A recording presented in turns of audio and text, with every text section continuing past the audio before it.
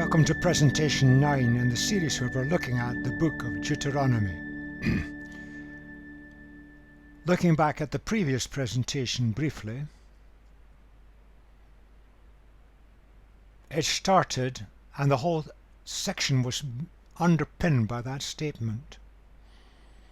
You are the children of the Lord your God, a people holy to the Lord your God.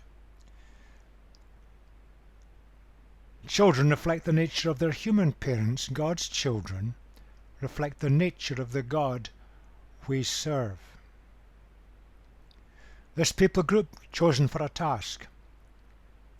Their task was to live lives and reflect God's nature, and by doing that they would make God known before the watching world. That commission, that task has never been removed from God's people today.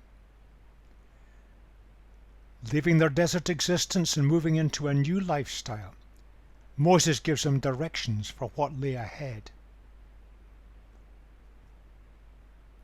They are directions, principles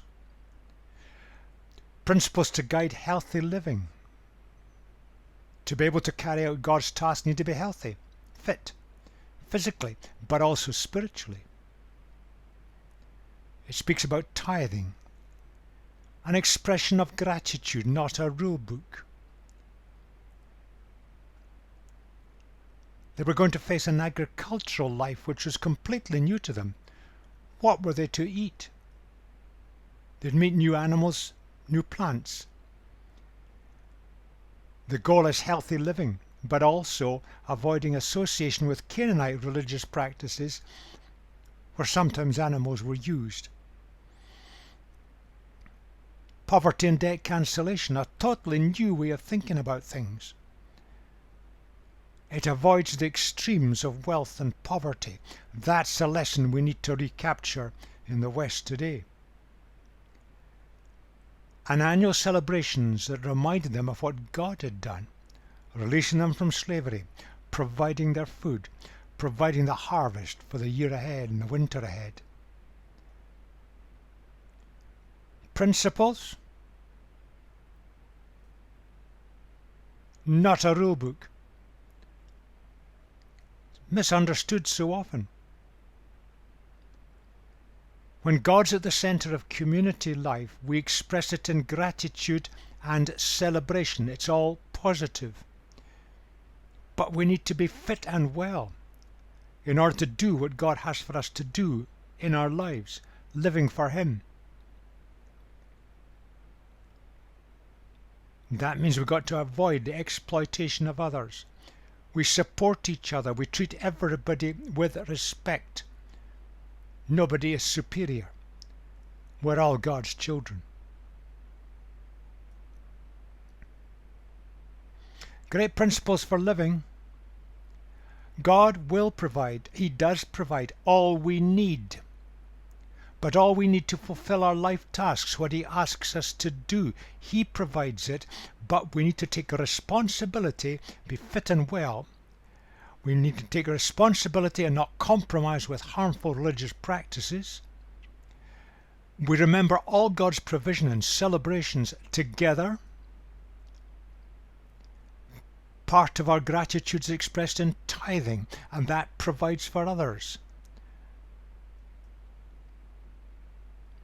And we avoid exploitation of others. It's not a competitive society. It's sharing and supportive, treating others with respect. God will provide all we need. But we've got to take our responsibility so that we are able to fulfill what He wants us to be and to do. Now we move forward into the next chapter, or the next group of chapters. We're looking at leadership. We've got to remember this is leadership for a people group descended from slaves who are entering into a new existence, no longer nomadically wandering throughout the desert, coming into a land and starting up agriculture. There is a structure to this. Equality before the law. root out the wrong things that are in the society. Some centralization of legal provision. When kings started, you've got to be very careful who's getting the job. Provision for religious leadership. Avoiding the occult that would be all over the land when they got in. But instead of the occult, they would listen to God's prophets, God's speaking directions into specific situations. And things sometimes do go wrong. And we don't resort to retaliation or revenge. That's the kind of structure of these chapters. It's setting again principles, not rules, principles. Here was a people group moving into a totally new setting that would be utterly unfamiliar to them. Here are the principles that would start them off in this new life and existence as they live for God.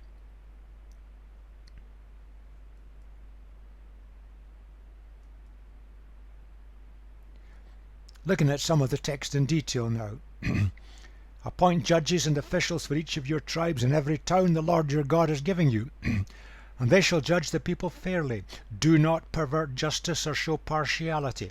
Do not accept a bribe, for a bribe blinds the eyes of the wise and twists the words of the innocent. Follow justice and justice alone, so that you may live and possess the land the Lord your God is giving you.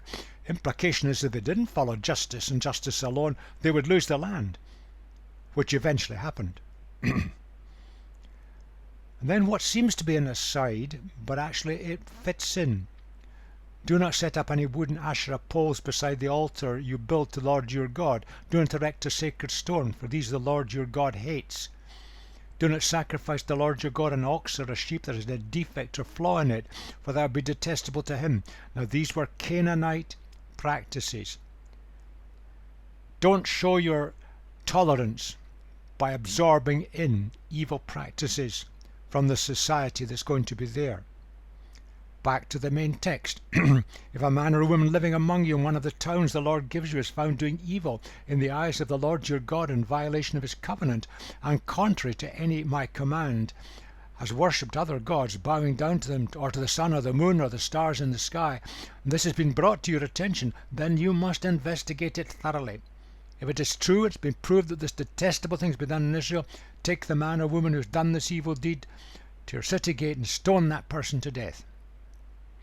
On the testimony of 2 or 3 witnesses, a person is to be put to death, but no one is to be put to death in the testimony of only one witness. The hands of the witnesses must be the first in putting that person to death. And then the hands of all the people. You must purge the evil from among you. We'll touch upon that later. Compromising, and sometimes tolerance, is compromising.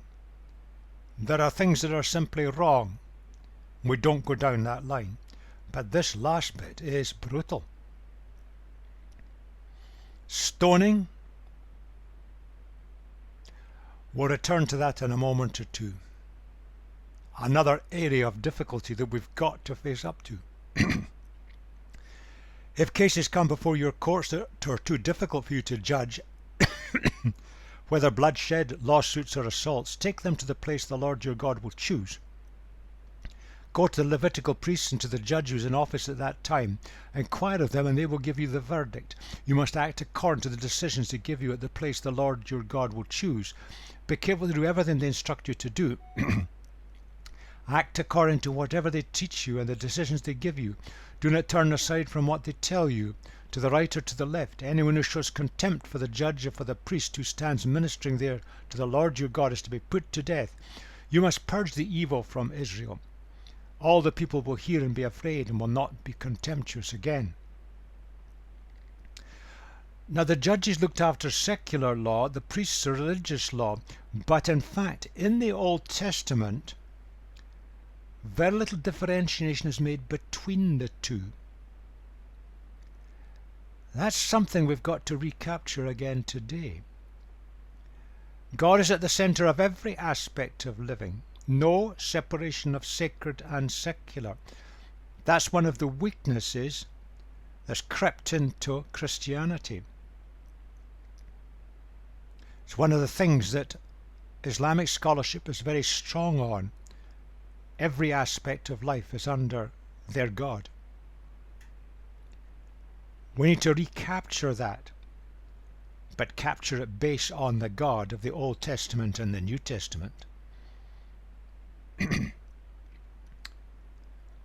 Now, we looked at the verses there, and there are other verses later that look strangely out of place. It's because we're looking at it as a rule book, and it's not a rule book. It's setting principles. So these bits fit in and illustrate things that would be true at that time. We've seen the references to Canaanite worship practices. Don't compromise with them. You see, the problem is this. If we have a wrong belief system, it can generate a wrong outlook on life. And that can generate wrong societal practices. And that's true and has been seen throughout the history of mankind. Wrong belief system for the Canaanites. Their god Baal was the god of fertility, and it led to fertility cults, temple prostitution, and even child sacrifice. You see it today. Believe in reincarnation. You come back at the level reflecting the quality of your life now. So if you come back poor, it means that in your last life you did bad things, and that immediately leads to a caste system. Wrong societal practices. At that time, Baal worship, Astarte worship, blemish sacrifices were offering, and occultic practices were everywhere. Have nothing to do with them, is what Moses is saying. You see, it undermines our whole living the Jesus way when we start to tolerate and compromise things that are simply wrong.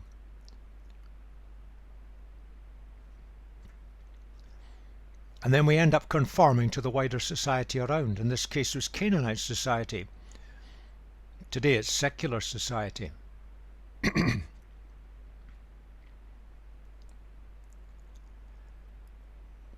We've got to stamp these things out ruthlessly, which is what Moses is saying.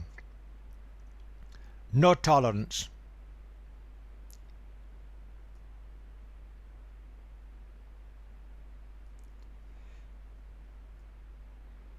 When you enter the land your Lord your God has given you, and you've taken possession of it and settled in it, and you say, "Let us set a king over us like all the nations around us," be sure to appoint over you a king the Lord your God chooses.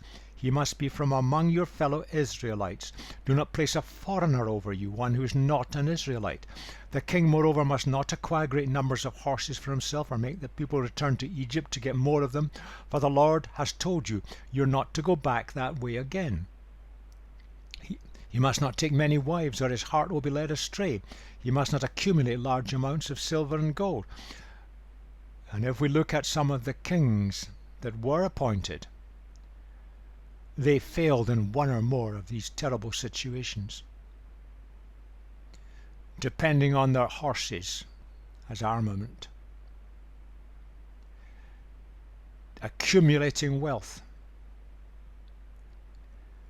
but also accumulating many wives, and these wives would be political arrangements, foreign princesses who brought in false ways of living, anti-God ways of living that corrupted the nation. When he takes the throne of his kingdom, he has to write for himself on a scroll a copy of this law. In other words, he follows what Moses is saying. Law, remember, is principles. Taken from that of the Levitical priests, they held the copy. It is to be with him, and he is to read it all the days of his life, so he may learn to revere the Lord his God and follow carefully all the words of this law and these decrees, and not consider himself better than his fellow Israelites, and turn from the law to the right or to the left. Then he and his descendants will reign a long time over his kingdom in Israel.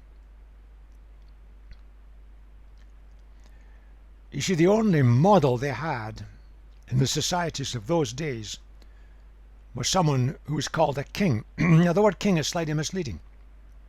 A person could be a kind of an army ruler, but usually was a dictator.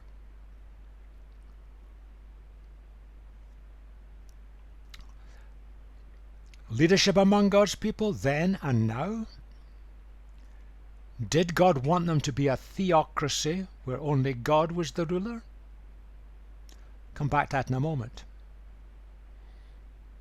It was a theocracy for several hundred years before King Saul was appointed.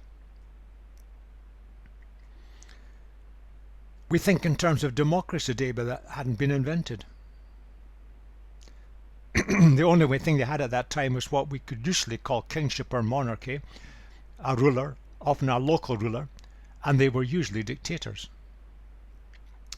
Theocracy, now there are difficulties with theocracy. How do we know objectively God's divine direction? Now we'll return to that in a moment as a way forward. You end up with self-appointed interpreters of divine direction. You can see that in the country of Iran today. But you can see it in many countries of the world. And then these human leaders are seen as above correction. They're speaking the voice of God. And religious leaders and political leaders have gone down that route down through history and brought disasters to their peoples. So we got to watch theocracy. How do we get the divine direction objectively and not just someone claims to be?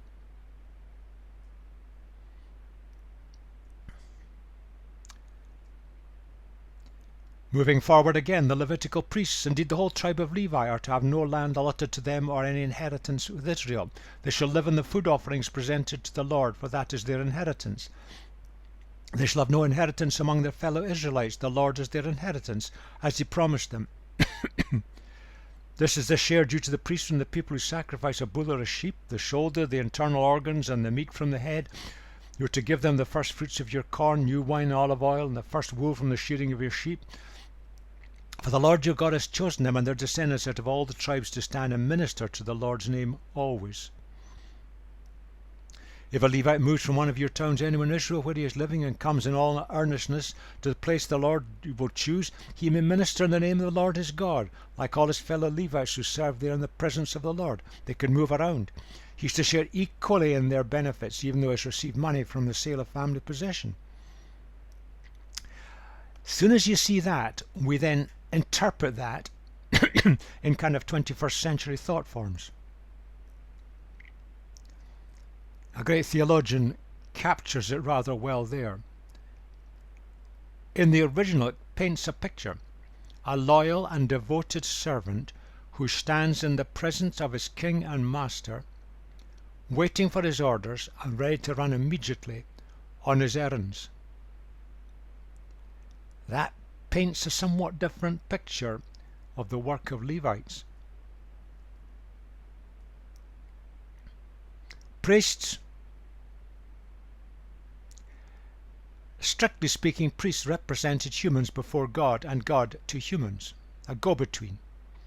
Now, sometimes in the text the details are sometimes unclear. How is the relationship between priests and Levites? That clearly evolved over time. They sometimes were static, they sometimes moved locations for work. And exactly what foods were they entitled to eat varies from time to time. These things don't matter. Things evolve. The principles are clear. They didn't have land to grow their own food. That gave them the time to carry out their assigned tasks. They depended on the gifts of the people and their sacrifices.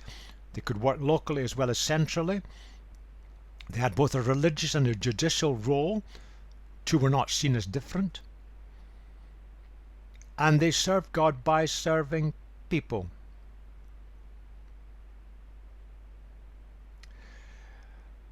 priest idea is carried forward into churches today.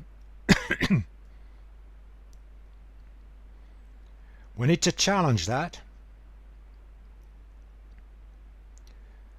God spoke about the whole people group of Israel at that time at Mount Sinai. You will be for me a kingdom of priests and a holy nation. That suggests there wasn't this neat separation. They were all to be priests, all with access to God. And Peter picks that up, speaking about the followers of Jesus. You are a chosen people, a royal priesthood, a holy nation, same words quoted. God's special possession, that you may declare the praises of him who called you out of darkness into his wonderful light. We are to live the Jesus way, declaring him and making him known to the people round about. We are all priests. And if you look at the New Testament, the word priest vanishes when applied to the Christian communities. Does not appear anywhere. The word is only used of the old Jewish priesthood and Jesus the great high priest. We do not need priests, whatever name we call them today. We do not need go-betweens representing humans before God, because Jesus has opened the door, set us free, and given us access to God himself. So we've got to think these things through carefully.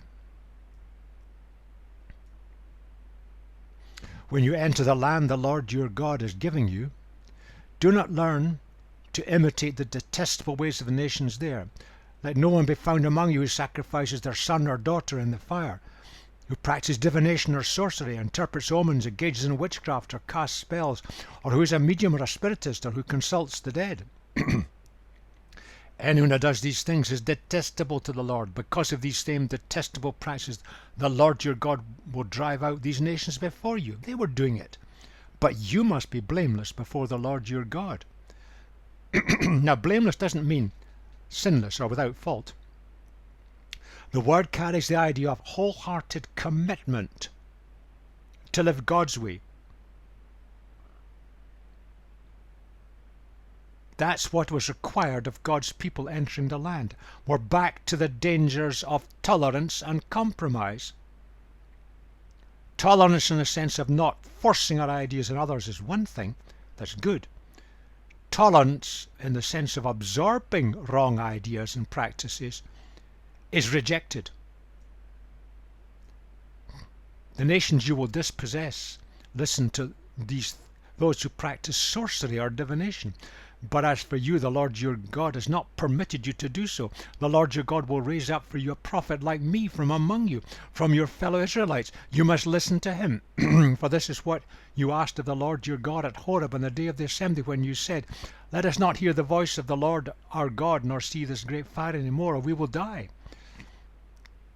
The Lord said to me, what they say is good. I will raise up for them a prophet like you from among their fellow Israelites. Now I'll put my words in his mouth.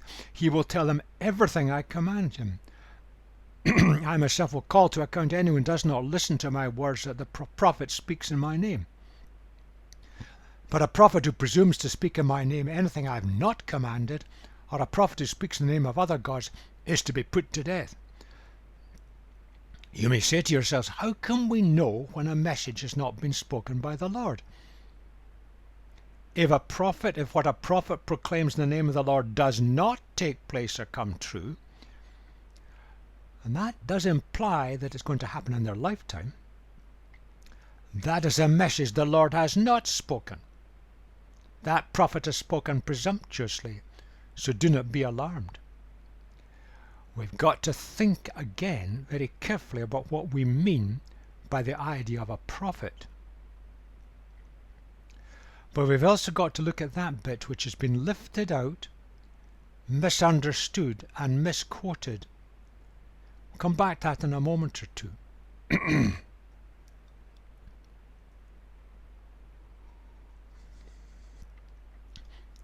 There's a contrast here. Another bit where it seems something's been put in about the occult. It doesn't seem to fit. Yes, it does. It's painting the contrast. People from occultic practices, I call them leaders because they could have several roles. They were looking for divine direction by practicing divination or sorcery, all sorts of strange practices, interpreting omens, witchcraft, casting spells, even acting as mediums, consulting the dead. These are things we've got to reject totally. That's not what God wants for us. Now, at that time, God provided them with priests. They ran the sacrificial system. They handled the gifts of God's people in gratitude to God that they gave. And they also had a certain amount of spiritual judicial function in complex legal cases, working with judges. They had a specific role. But God also provided for them prophets. They were appointed by God. They spoke the mind of God into specific situations. And they offered guidance and direction. So you don't have to go down the occultic line of divination, interpreting omens, consulting the dead. God provides people, men and women, who will speak the mind of God into specific situations. Let's just focus on prophets for a moment or two, another area that's been misunderstood.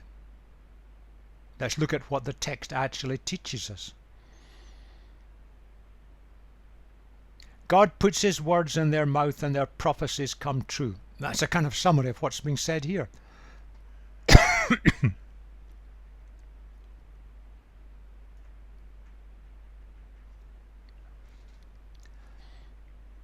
When you've got a spare moment, look at Jeremiah. He was a faithful, true prophet who spoke the mind of God into the situation of his day. And he told them if they went on with this kind of lifestyle, they would end up in exile. They did. It came true. But there were plenty false prophets in the days of Jeremiah who just made up a pack of lies, and it carried favour, or so they thought.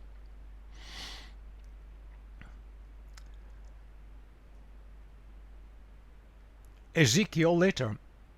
It's easy to speak things that people like to hear.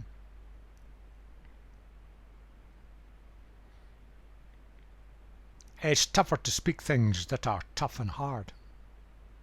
Words of warning.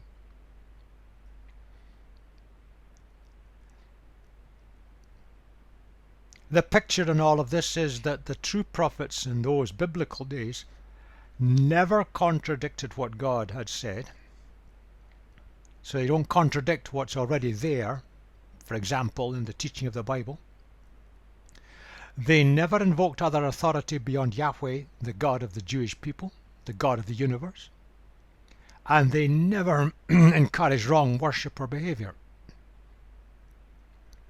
It's not that different today. There are men and women today who are true prophets of God. Sometimes we fail to recognize them. That doesn't alter the fact they're there. There's no teaching anywhere in the New Testament says that prophecy will cease within our lifespan here on this planet. They never contradict what God has said in the Bible. They speak in the name of Jesus, no other authority, and they do not encourage wrong worship or behavior.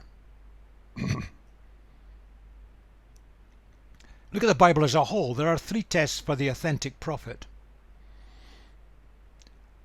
Not self-appointed, but chosen and sent by God.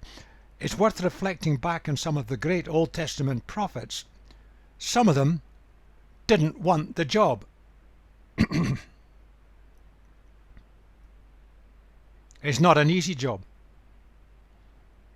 They've got to be prepared to listen to God, hear the message, and then be courageous enough to pass it on. And that can end them up in a lot of trouble, as Isaiah and Jeremiah particularly found. Prophecy is God speaking into a specific situation. If you like, if you do this, God says this will happen. And it does happen if they do it. That's a pattern that's there.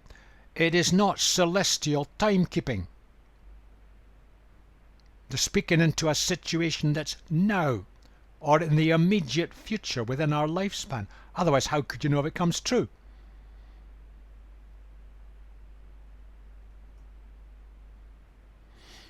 But let's go back to that verse. The Lord your God will raise up for you a prophet like me from among you, from your fellow Israelites. You must listen to him. Again, let's be consistent. If we look back at the appointment of a king, you'll find these words in chapter 17, the previous chapter. Be sure to appoint over you a king the Lord your God chooses. He must be from among your fellow Israelites. Now, you can't tell from the English, but the structure of the language of both is the same. That's a kind of transliteration. Yahweh Elohim, the God of the universe, who is our God, shall raise up prophet, and that means a line of prophets, the use of the singular that way, from within you, from brothers of you. In other words, I'm in your midst, and one of your number. Same with a king. Shall place over you king, whom Yahweh Elohim shall choose. Yahweh Elohim is repeated. From within you, from brothers of you. Now the language form there indicates a succession of kings and a succession of prophets. That's the primary meaning of this, and we've got to take it in its context. You see, the nation had relied on Moses for God's direction and guidance. He had acted as a prophet amongst many other things.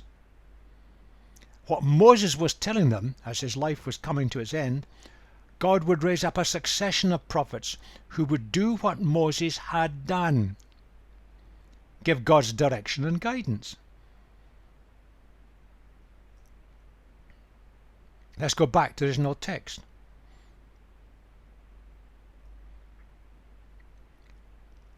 In the Christian perspective, people sometimes say that verse predicts the coming of Jesus, and it does, because Jesus is the final prophet in the Jewish era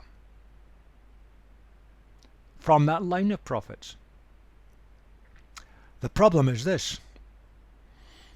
In Islam, they claim the verse predicts the coming of Prophet Muhammad. You'll find that all over their literature.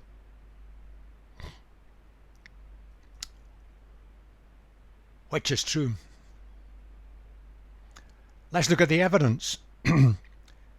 Peter relates the text to Jesus. Jesus is seen in the New Testament lying in the succession of prophets. It's confirmed by Stephen in the book of Acts. Hebrews sees Jesus the final fulfillment of this prophetic line. That's the prophetic line in the nation of the people of Israel, before the nation was smashed up and dispersed by the Romans. But the writer to Hebrews makes it quite clear that Jesus was far more than a prophet, something Muslims deny, ignoring what that passage says.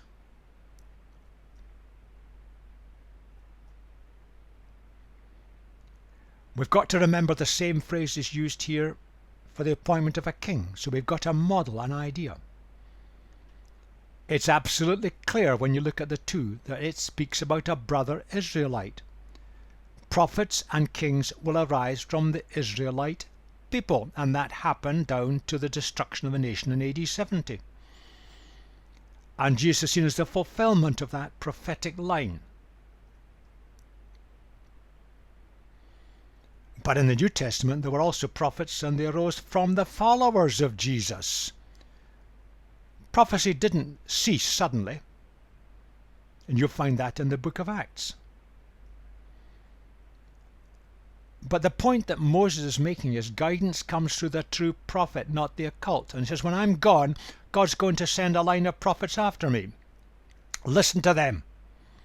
Don't go down the occultic line that you'll find in the land. That's the point of what he's saying. The Islamic interpretation is contradicted by too much evidence. It's impossible. Back to our responsible leadership.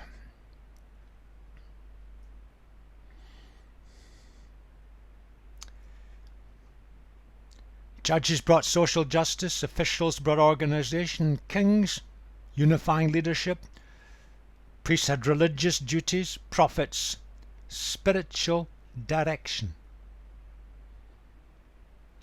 The standards are high. That still applies. They were also involved in difficult justice cases. The problem of kings moving into dictatorship.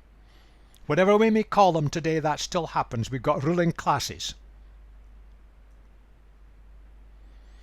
And perhaps a king should be seen more of a unifying figurehead. Justice was looked after locally, but there was some sort of centralized justice system for difficult cases. Priests did that on behalf of the people. Prophets spoke the mind of God into specific situations. They would direct the people. There's the picture that Moses is painting as they entered this new lifestyle and all that lay ahead of them. The principles still apply. The details maybe have to be adjusted for today.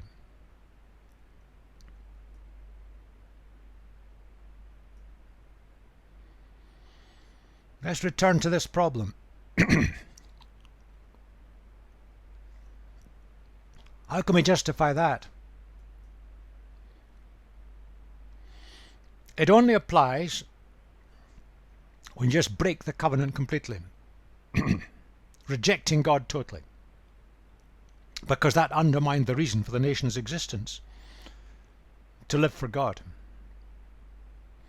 And there are very precise and secure safeguards built into it.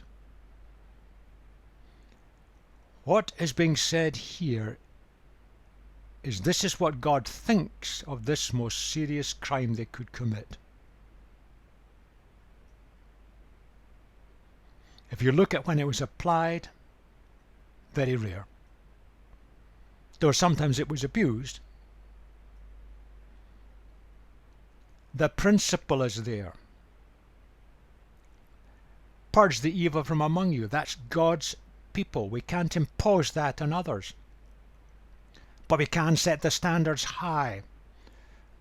And effectively we're rejecting those who break away from the covenant, or break away from the way of Jesus, who reject the way of Jesus openly. You have no place amongst God's people. We're rejecting deliberate rebellion. Now there's a great principle there. Again, we've got the problem. We don't apply it legalistically. The principle is that if we're going to fulfill what God has called us to do, and that's living the Jesus way, it's imperative that deliberate rebellion is rooted out. That's true in all areas of life. If someone's pulling in the opposite direction within any social group, chaos results. There's a great and wonderful picture and standard for us today. Into the final chapter now. Let's recognize things can go wrong. When the Lord your God has destroyed the nations whose land he is giving you, and when you have driven them out and settled in their towns and houses, do not then set aside for yourselves 3 cities in the land the Lord your God is giving you to possess. Determine the distances involved and divide into 3 parts the land the Lord your God is giving you as an inheritance, so that a person who kills someone may flee for refuge to one of those cities. Destroy the nations again gives the wrong impression. The word in the original is cut off or cut.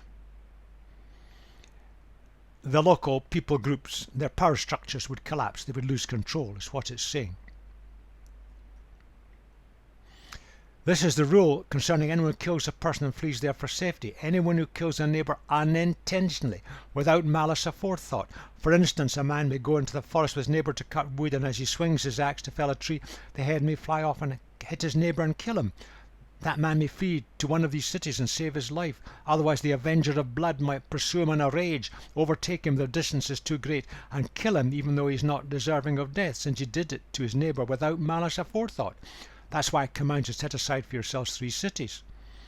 If the Lord your God enlarges your territory as he promised on oath to your ancestors, and gives you the whole land he promised them because you carefully follow all his laws I command you today, the condition, to love the Lord your God and to walk always in obedience to him, then you are to set aside 3 more cities. Do this so that the innocent blood will not be shed in your land, which the Lord your God is giving you as your inheritance, and so that you will not be guilty of bloodshed. Called cities of refuge, expands what's been there previously, and it's a protection from immediate retaliation.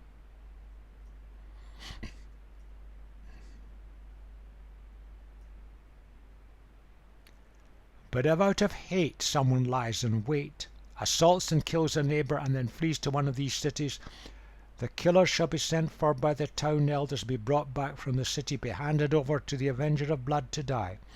Show no pity, you must purge from Israel the guilt of shedding innocent blood, so it may go well with you. And then a strange statement: do not move your neighbour's boundaries sown, set up by your predecessors in the inheritance you receive in the land the Lord your God is giving you to possess. Look at that for a moment. A precious inheritance. They didn't have fences, they had land markers. Stones. People could easily move them and they gained a bit more land. And this was happening, and it's referred to many times. Going on, one witness is not enough to convict anyone accused of any crime or offence they may have committed. A matter must be established by the testimony of 2 or 3 witnesses, a principle that's come into Western law. If a malicious witness takes the stand to accuse someone of a crime, the 2 people involved in the dispute must stand in the presence of the Lord before the priests and the judges who are in office at the time. The judges must make a thorough investigation, and if the witness proves to be a liar, giving false testimony against a fellow Israelite, then do to the false witness as that witness intended to do to the other party. You must purge the evil from among you. The rest of the people will hear of this and be afraid, and never again will such an evil be seen among you. Show no pity, life for life, eye for eye, tooth for tooth, hand for hand, foot for foot. Another little sentence that's ripped out of context again and again. We'll look at that just in a moment or two. Premeditated murder, they had the death penalty. Accidental killing, no retribution. The problem was that the fashion at that time was they didn't separate these 2. This is the first time they've been separated clearly. Accidental killing, blood revenge by relatives, would be the automatic outcome. Then there's the principle of corroborated evidence. And if you perjure yourself, you end up with the same punishment as that of the crime. A lot of this has appeared in our legal systems today, and it comes from this book. But at that time it was quite a breakthrough. But what about that? You find that phrase or something very similar to it in 4 places. Look at it in context. It's the rule we must always follow.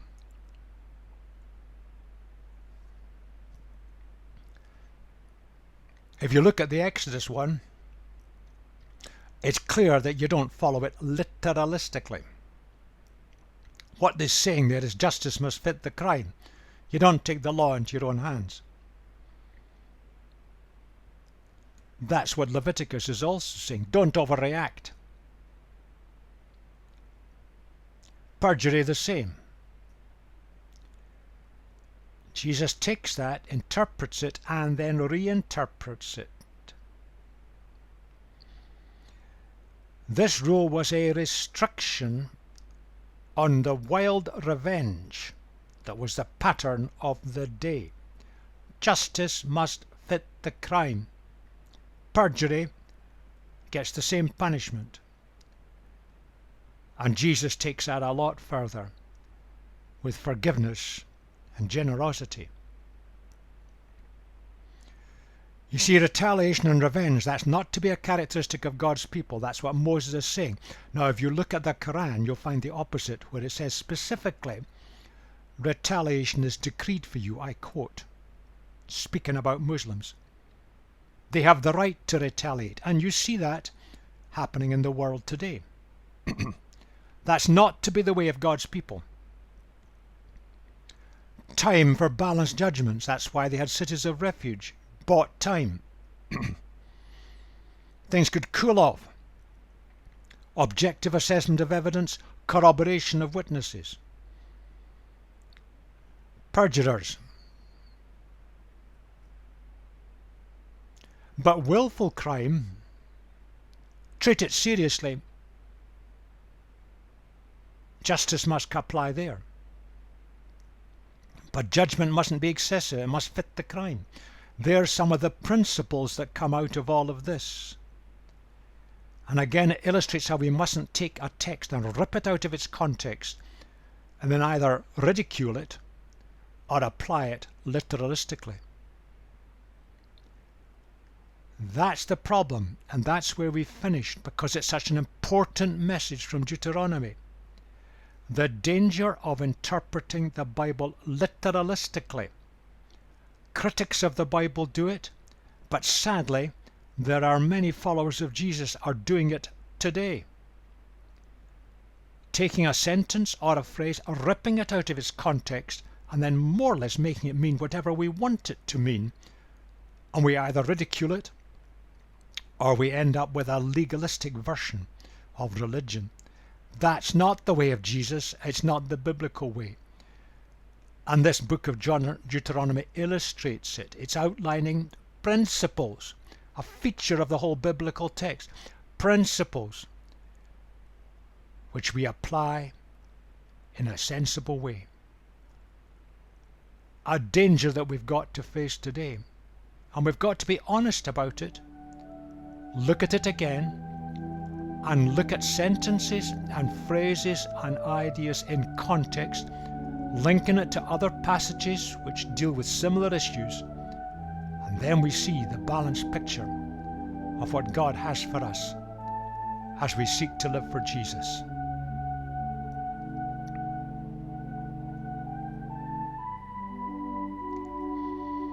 Moses continues on, looking at some of the issues that will be lying ahead of them as they entered a settled existence without his leadership in the land, all that lay ahead of them.